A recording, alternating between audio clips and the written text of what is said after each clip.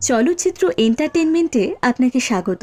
ভারতবর্ষের বীর সন্তান নেতাজি সুভাষচন্দ্র বোসের জন্মদিন উপলক্ষে তার ছাত্রজীবনের গোড়ার দিকের একটি ঘটনার কথা আজ আপনাদের সাথে ভাগ করে নিই। চলুন, চলচ্চিত্র এন্টারটেনমেন্টে জুড়ে থাকতে আমাদের চ্যানেল সাবস্ক্রাইব করতে ভুলবেন না। পিই স্কুলে সুভাষচন্দ্রের পড়াশোনায় ভালো ফল করার চেয়ে খেলাধুলায় ভালো হওয়ারই কদর বেশি ছিল। এরপর তাকে রাভেন্স কলেজিয়েট স্কুলে শিশু শ্রেণীতে ভর্তি না করিয়ে সরাসরি চতুর্থ শ্রেণীতে ভর্তি করানো হয়।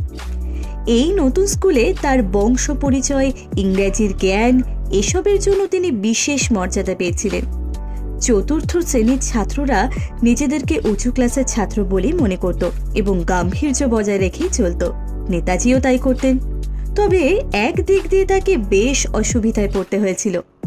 ইংরেজি স্কুলে পড়ায় বাংলা ভাষা, ব্যাকরণ বা বানানে তিনি ছিলেন খুবই কাঁচা।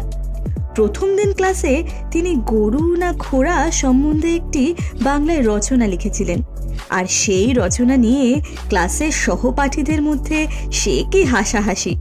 এরপর শিক্ষক মহাশয় যখন ব্যঙ্গ করে ক্লাসের সকলকে তার রচনাখানি পড়ে শোনালেন, তখন চারিদিকে এমন হাসির ধুম পড়ে গিয়েছিল যে তার লজ্জায় মাটিতে মিশে যাওয়ার মতো অবস্থা হয়েছিল।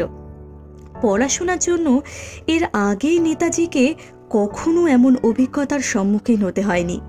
এরপর বহুদিন পর্যন্ত তার বাংলা ক্লাসের নাম শুনলেই জ্বর আসত। অনেক বিদ্রূপ অপমান সহ্য করার পর মনে মনে তখন থেকেই তিনি প্রতিজ্ঞা করে নেন বাংলা তিনি শিখবেনই, যেমন কথা তেমন কাজ। তারপর বার্ষিক পরীক্ষায় সবাইকে অবাক করে দিয়ে তিনি বাংলা পরীক্ষায় সর্বোচ্চ নাম্বার পান। বেশ কয়েক বছরের মধ্যেই নেতাজি বাংলা ও সংস্কৃত ভাষা এমন রপ্ত করেছিলেন যে মূল সংস্কৃত মহাকাব্য দুটি ও কালিদাসের রচনা পড়তে পারতেন। এই জেদ ও আত্মবিশ্বাসী ছিল নেতাজি সুভাষচন্দ্র বোসের চরিত্রের এক অন্যতম বৈশিষ্ট্য।